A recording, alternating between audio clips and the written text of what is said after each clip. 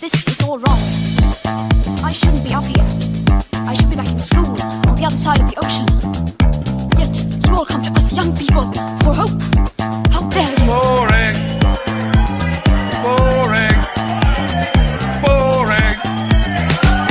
Boring. You got it work. Don't tell us what we're going to feel. We're trying to solve a problem. Don't tell us what we're going to feel. I'm not telling you. Because you're in no position to dictate that. That's exactly what you're doing. You're in no position to dictate what we're going to feel.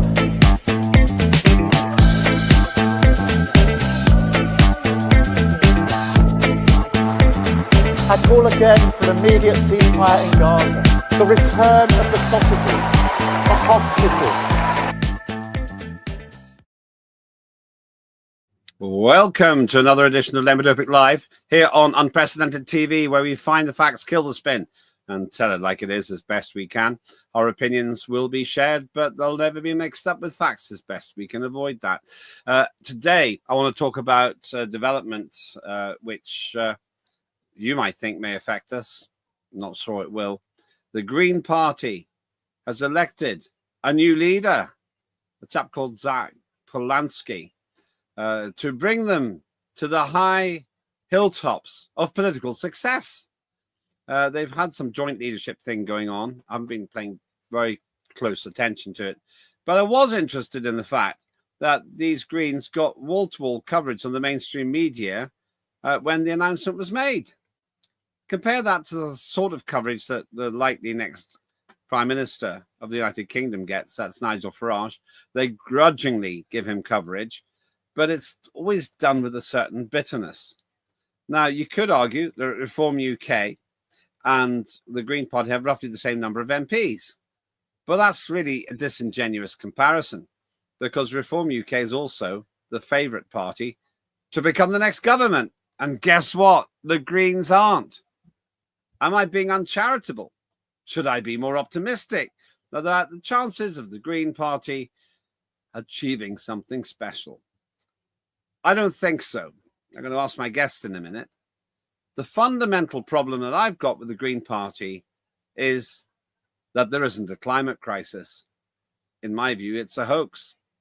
And yet the Green Party's entire raison d'etre for ages has been peddling the idea that human beings drive climate. They actually think, and I've been reading their stuff, they think that somehow human beings are the guilty party in climate change.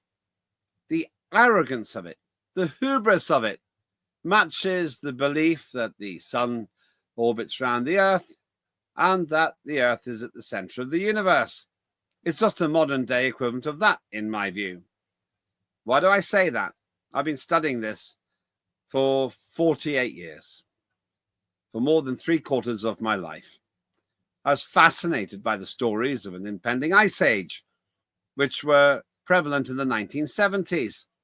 Who was peddling the idea of an approaching ice age?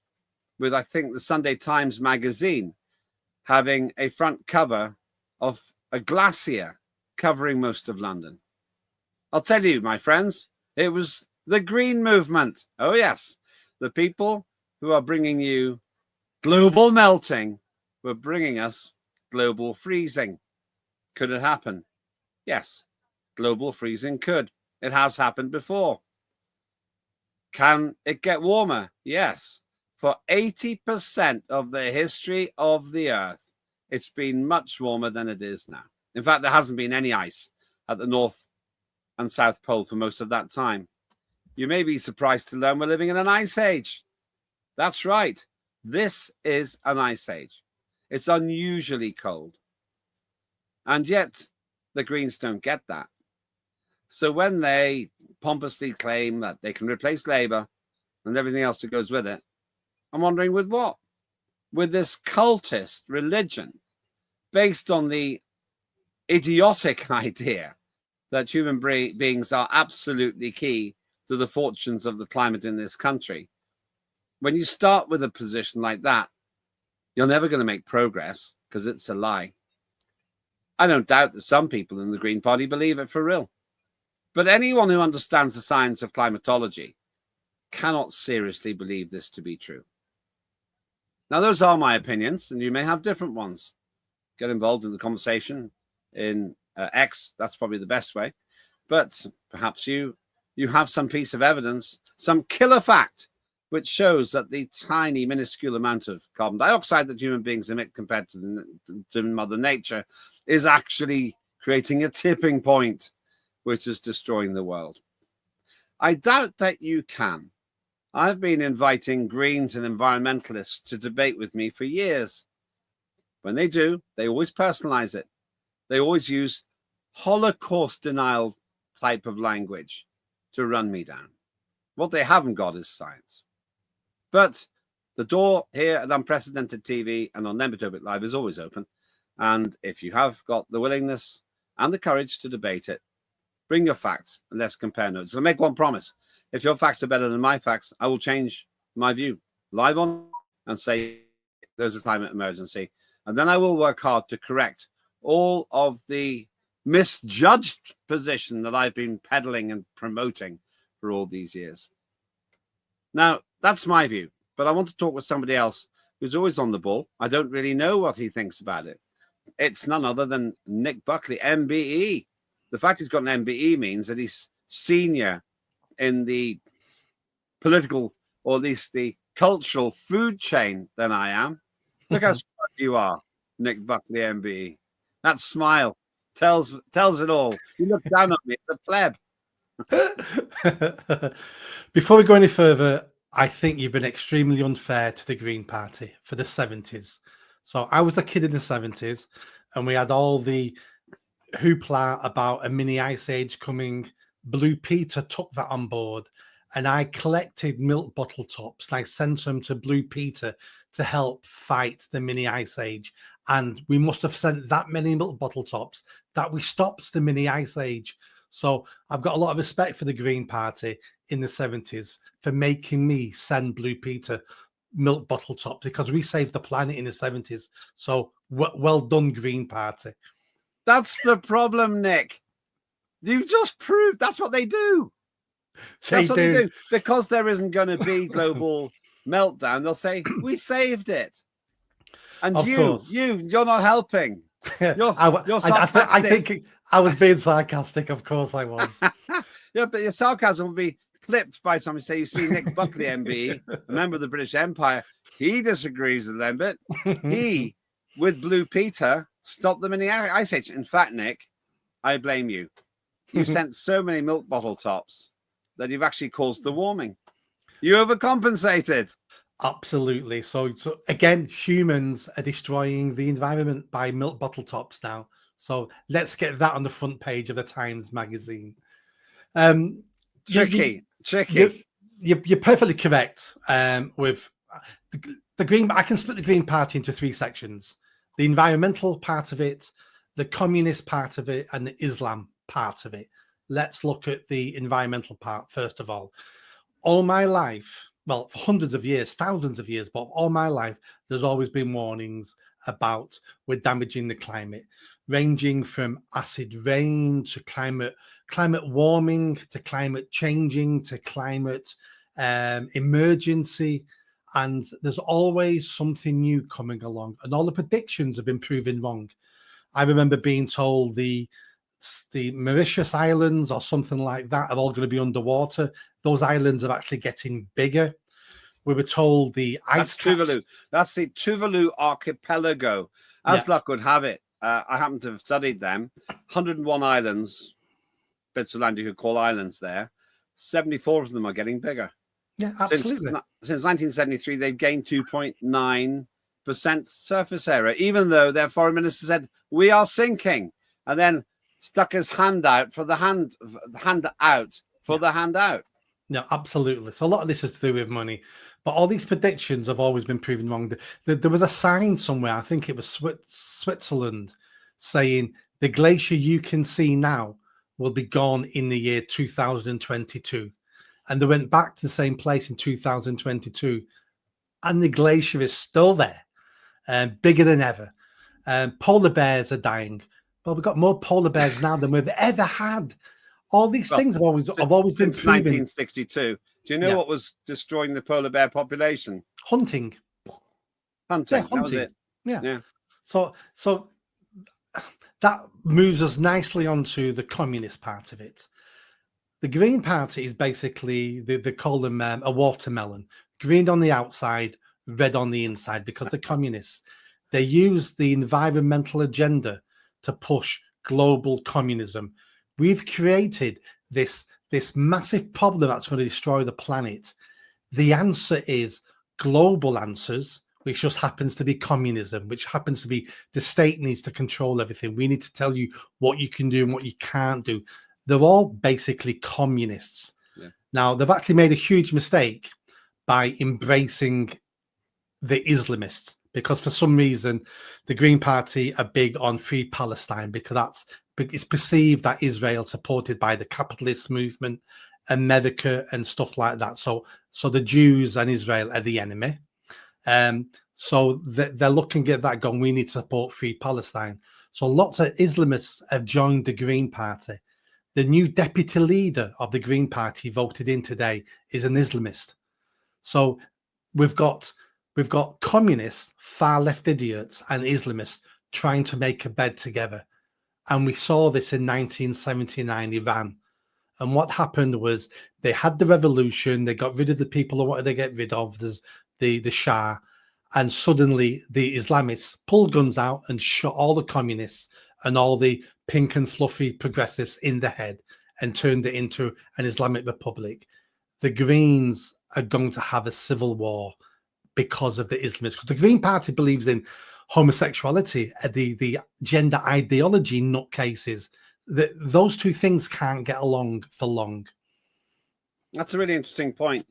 You're right. I noticed the deputy chair, a man I haven't heard of before, was elected. Clearly, I'm pretty sure, a practicing Muslim. And yet the new leader of the Green Party is homosexual. And it just confuses me, because there's been a whole lot of tension between those people in politics from the Muslim faith, and actually to some extent from the Christian faith as well, it has to be said, but the Muslim faith for sure. And this agenda, this woke agenda, which seems to actively promote non-straight people. Remember that in the Labour Party, 1 in 8 of their MPs claims to be gay or equivalent. I hadn't considered that. How do they coexist? What does the deputy leader say about it? I haven't heard him say anything yet. I think the Islamists in the party know what they're doing. They are a fifth column. They're trying to use the establishment of the Green Party so it can become an Islamist party. Now, they're keeping their mouths shut at the moment over many issues they don't like. But in their little circles, they're saying to each other, we'll put up with the homos. We'll put up with the homos until we win, and then we're going to shoot them in the head or throw them off the nearest building. But at the moment, we're going to I'm not sure they're going to say that literally, are they? Almost word for word. They'll use slightly different words, but that's exactly what they'll be saying. We're using this party until we can get rid of the gays. Yeah, up to that point, well, the gays are useful idiots for our movement. Well, yeah, we're not recommending any kind of purge in the Green Party or anywhere else. So I have to assume that you're speaking metaphorically. I understand your concern, but I have to assume. No, I'm speaking on behalf of the Islamists. This is what the Islamists are saying to themselves. Yeah, but there might be, but they're not. We're not seeing a wholesale slaughter of gay people and people who don't support their way of life here in Britain, are we? That happens from time to time, but not until by and large, Muslim over. People aren't that violent, in my experience. Oh no! But these are Islamists. This is what they intend to do if they ever take over the country. So these are radicals.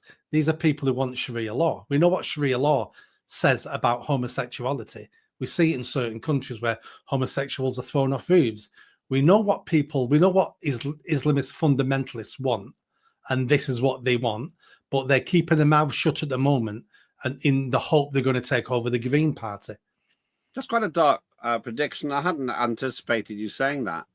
I haven't really got a view on it because I haven't really considered whether that dark scenario is for real. But there isn't any doubt. There's no doubt at all in my mind that the Green Party is trying to look super pro migration. In fact, this new man was going on about how he welcomed migration. He went as far as suggesting he could take on Nigel Farage. It's ridiculous. Anybody who votes for this Green Party is extremely unlikely to have ever voted for Nigel Farage. No, absolutely. But I think the Green Party has got a fundamental flaw. And it's trying to hold those two parts of the party together, which is slightly possible in a different environment. But what's happened now is we've got Jeremy Corbyn's party. Jeremy Corbyn, his party starting now. That's going to attract the Islamist vote and the far left vote. We've also got independent MPs now coming from the Islamist side as well. So the Green Party have been courting this vote, but I don't think they're going to retain it. I think in the next general election, I think they're going to, that's why they had a big bump in the polls and won 4 seats. It was Muslims voting for the Green Party because they had no one else to vote for. There's different options they can vote for now, and I think they'll probably do it. Let's look at a little bit more coverage about this Zach Polansky person. Some of the coverage that happened on the day that he was elected. If we can play the clip, please. Party has a new leader. Zach Polansky was elected by members of the Green Party of England and Wales this morning with a huge share of the vote. The actor turned hypnotherapist turned politician says he wants to deliver environmental, social, racial and economic justice. So is this a sign the Green Party is turning red? He warned Labour, "We are here to replace you," in his victory speech. Let's get more details from our political reporter Jasmine Cameron-Shaleshi, who was at that announcement. Jasmine, what does his appointment mean for the party's direction and the political landscape? Well, as you say, it was a pretty overwhelming result for Zach Polansky, who won more than 20,000 votes. Now, in quite a punchy acceptance speech, he said the Greens had a moral responsibility to counter some of the rhetoric by Nigel Farage and put forward bold policies, for example, the nationalisation of water companies. And off the back of what had been a tense leadership campaign, he offered an olive branch to his colleagues. He said that he was only able to run on what he described as a pretty radical platform because of the legacy and leadership of Adrian Ramsey, and he also praised Ellie Chowns, arguing that she had held the Foreign Secretary to account over the Israel-Gaza conflict. And this is the Green Party's time. People in this country are exhausted. They are tired. They are sick of working long hours and never feeling secure. They see water companies pumping sewage into our waters and charging us extra for the privilege. And they see how broken the old two-party system is. And we know this political space has been ripe for charlatans like Nigel Farage and reform. Millionaires who are pretending to serve working class communities, but are actually... I mean, this is the kind of self-satisfied left-wing, in my opinion, bile that you can expect from communists, as like you just described there, Nick. They make Rachel Reeves's money grab off the rich seem positively tame. Oh, absolutely. And what he said then is part of the reason why people are struggling in this country, why people are unhappy, why we've got no money. He's answering the questions himself. It's because of green policies. It's because other governments have stolen the policies from the Green Party over decades and decades. Now, the Green Party are always saying, we've never won, we get no recognition. The Green Party have had loads of recognition because all the mainstream parties for all my life have stolen their policies. Every political party is a Green Party to a certain extent, even Reform. So they have been successful as a lobby group, a bit like UKIP, very successful lobbying for what they want. But he's coming out now and admitting that the communists, they want equity, they want racial justice, economic justice. What does economic justice mean? It means taking money off me and you and giving it to other people. That's communism. He's right about the water. I mean, some of our nationalisation has been a disaster, not because the idea was wrong, but because the implementation of it was wrong. Our water companies are pumping sewer, whatever that word is, back into streams, back into rivers, and we're having to pay to clean it up. So he's right on 1 or 2 points, but he's singing to the converted there a far left audience, and he's going to compete like he'd always have done with Labour, with the Lib Dems, with Jeremy Corbyn. And this splitting of the left is very beneficial for everybody, just like the right's been split with Reform and the Tories. This is the point. My feeling is it's a bit worse than that. The Greens I meet tend to be in two camps. Extremely bitter anarcho-communists who hate wealth, hate them, eat the rich, just stop oil, people like that. And then there's the upper middle class lovies who live in posh parts of London, who take their kids to Costa Rica for the holidays, but say, oh, and we've got an electric car, so we're playing our part, regardless of the fact that an electric vehicle actually takes 68,000 miles on average to pay back the extra CO2 generated when it's being made. So you got these two groups. And I felt that the people in that room, I don't know them individually, but all the speakers look like this, are rich enough to be able to afford their balmy policies. I mean, that's exactly what the Green Party is. The Green Party is the utmost example of virtue signalling. I vote green because I'm pink and fluffy. I vote green. Aren't I an amazing person, Lembit? I vote green. I don't mind my bills going up a little bit because I'm saving the world. Yeah, aren't I amazing? Yeah, this is the problem. And then you discover that lots of them have more than 2 children. Anyone who has more than 2 children is increasing the global population. And the biggest thing you can do to increase carbon dioxide emissions is make a baby. It's incredible. Oh, no, but that's my right. So it's your right to have 4 children, but it's not my right to drive a 22-year-old diesel car. Do the sums. My 22-year-old diesel car doesn't produce a fraction of the emissions per year of your child. But that doesn't matter because that's a sacred thing. And so on. I have to say, even talking with you makes me even more angry because they've got this supercilious self-satisfaction. Let me actually play to you the Green Party election broadcast, or at least a part of it. I thought they'd bring a bit of positivity after years of the Conservatives' cruel and short-sighted cuts to the public services that we all rely on every day. But day by day, it's looking less and less likely that this government is going to deliver that change that we were hoping for. Our NHS is broken and our schools are crumbling. Hard-working staff are severely stretched and facing yet further government cuts. And Labour's pushing more people into poverty, whether that's by scrapping the winter fuel allowance or removing benefits from disabled people. Our country is being failed by the old, tired parties. And there's an even bigger threat, Reform, a party designed to benefit the very richest, who will threaten our NHS and who have no track record of delivering for people. No track record of delivering for people. The Greens are saying that. Remind me, when's the last time the Greens were in government in this country? They would utter double standards. If you ask, they would point to Brighton Council. That's what they're going to point to. Yeah, but Reform UK now has a bunch of councils, and so by their own very short-sighted party political broadcast, doubtless in the run-up to the local elections, they've now left themselves open by saying that because the Reform says, well, okay, we've done that now, so you can stop complaining about that. The other idea that they can attack Reform UK and anyone considering Green Party would be coming from Reform, that's just ridiculous. It wouldn't surprise me if, there's a few voters out there who will be split between Greens and Reform. Not really? Why? Yeah. I meet people like that all the time. It's not because it's a policy matter.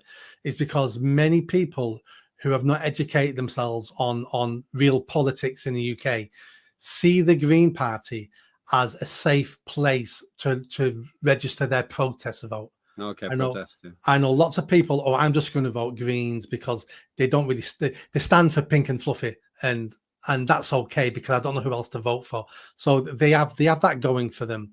But when they criticize Reform by saying they've got no track record in government, I go, God, that's a plus.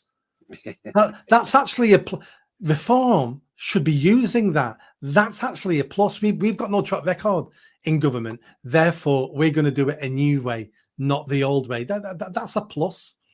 But we've got a bit longer. I just want to play us to play a little trailer for a new program. Incidentally, it's our first satirical show, Poor Kids and White Kids. I have something to do with it a little bit, with a chap called Mehdi. What's this? Poor kids are just as bright and just as talented as white kids.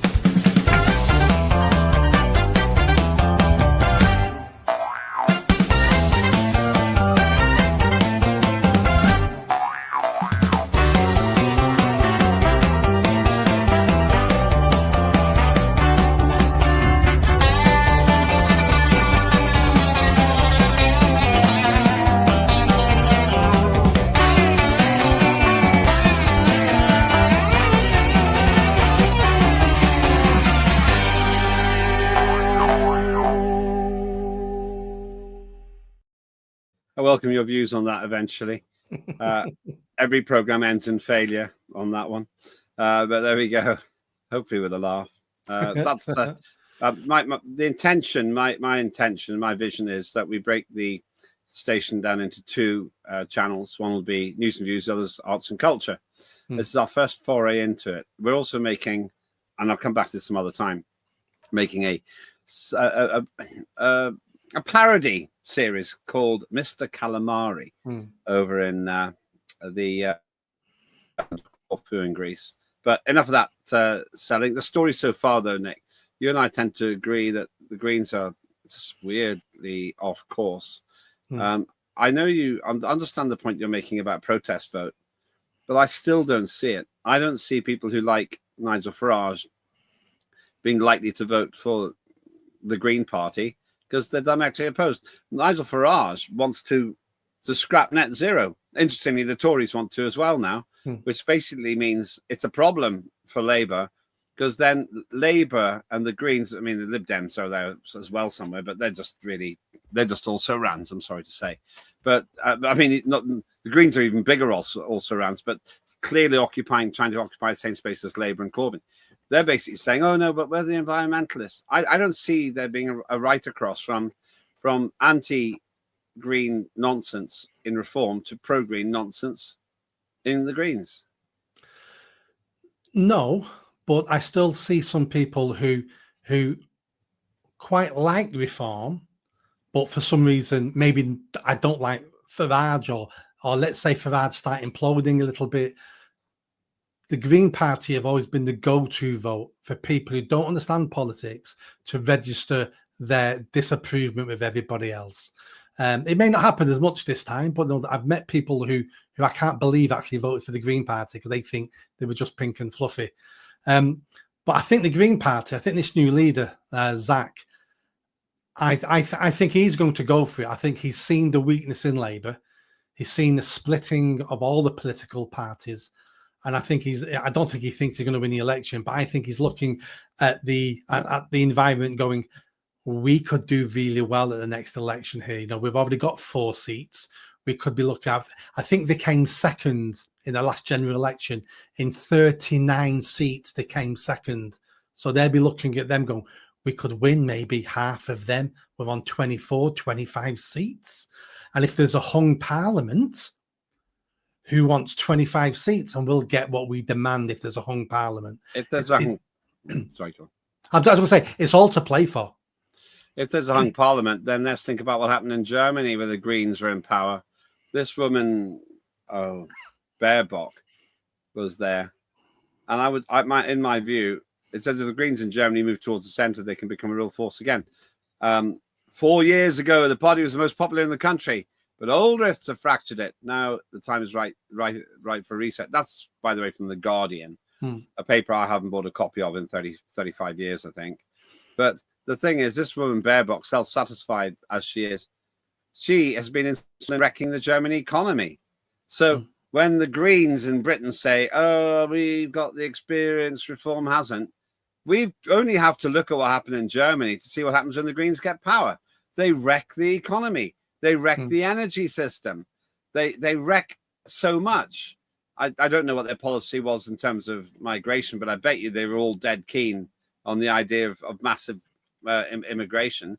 So when the Germans made the mistake of giving the Greens power, they soon regretted it. You know, they actually bulldozed one of the wind turbine farms so that they could reopen the coal mine. It's that bad. I didn't know that. Yeah. I think times have moved on. I can see what the Greens are doing, but times have moved on. The next election is going to be fought over one topic, and that's going to be migration. Second might be energy, in which case that'll damage the Greens because everybody's sick of paying what we're paying for energy. Gas, electric, we should be drilling more. We should be opening coal mines. We should be fracking. So the priorities of people at the moment, the Greens do not deliver on any of them. They only deliver policies for the far left. For the far left are now the new Islamists because they're anti-Israel, they're pro-free Palestine, but there's not enough votes in the country for that. So I still think they're on the hiding for nothing. I don't think the marriage between them and Islamists will last. And I just think this new guy, Zach, is having a go because all these communists always believe that they're popular. All communists think we all want communism if we could just understand it a bit better. If we can cast our thoughts towards one person, a man mountain of political insight and scientific genius who is trying to save our country even as we speak. Any guesses who I'm thinking about? Farage? Ed Miliband. The energy minister. The man who thinks we should bury carbon dioxide, even though it's the gas of life, the food for plants. And who did this? What's this? Friend is blowing in the wind. The answer is blowing in the wind. So here I am on the latest stage of my GB Energy Tour, and I'm near Mansfield at the Lyndhurst Wind Farm. Now, these turbines behind me provide power for 5,000 homes. They were built in 2010. But here's the bad news. Since 2015 in England, only 3 of these type of wind farms have been built and are up and running. Now, that effective ban introduced by the government has raised people's bills for every family in Britain by £160. And the worst news is this. The new Energy Secretary, Grant Shapps, he says these are an eyesore. Come on, Grant. What are you thinking of? The answer is blowing in the wind. Talk about embarrassing. Only certain embarrassing. Yeah, only certain politicians can get away with stuff like that, and 95% of politicians can never get away with it. He can't even eat a bacon sandwich without being mocked. He thinks he's going to play a ukulele and sing and come across as a serious politician.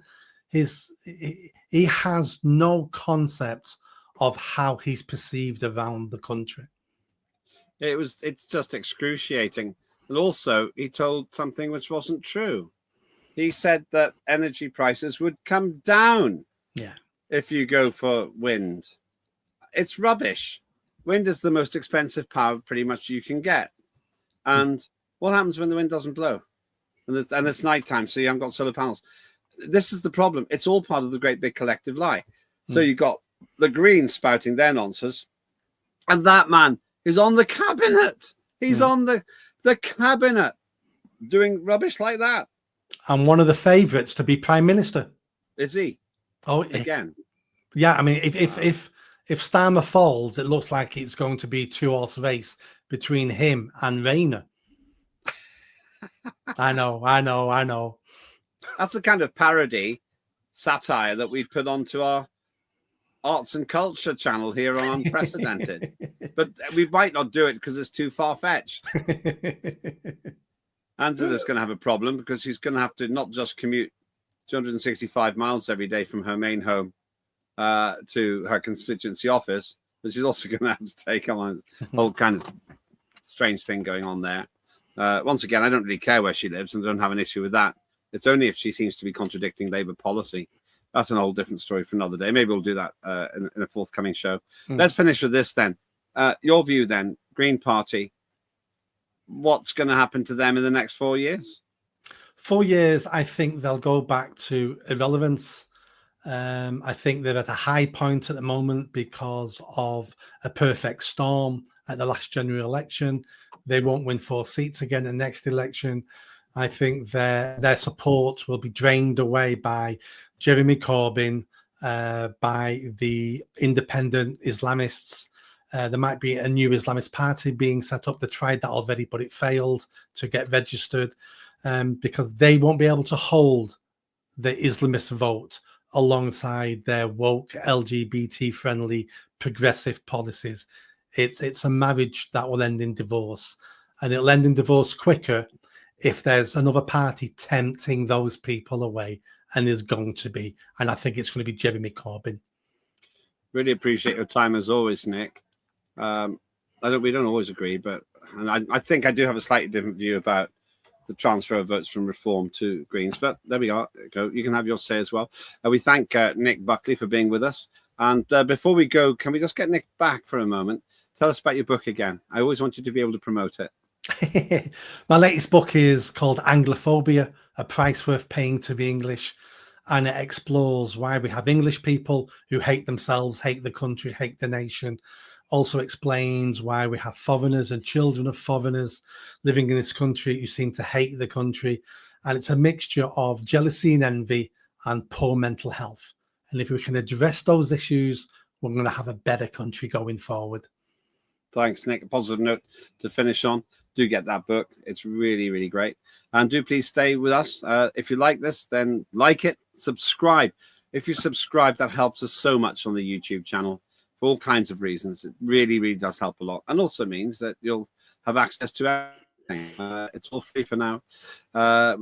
We've got something like 16 programs now, either in the pipeline or already in the making. But thanks again to Nick Buckley, MBE. Do get his book, Anglophobia, A Price Worth Paying for Being English. And also, please do stay with us and watch the wonderful and varied selection of programs and that new satire, which I hope you enjoy, called Poor Kids and White Kids, after an infamous comment by the previous President of the United States of America, Joe Biden. I'm Lembit Öpik. This was Lembit Öpik Live here on Unprecedented TV. Wherever you are, whatever you're doing, have a great day. This is all wrong. I shouldn't be up here. I should be back in school on the other side of the ocean. Yet you all come to us young people for hope. How dare you? Boring. Boring. Boring. Boring. You got it work. Don't tell us what we're going to feel. We're trying to solve a problem. Don't tell us what we're going to feel. I'm not telling you. Because you're in no position to dictate that. That's exactly what you're doing. You're in no position to dictate what we're going to feel.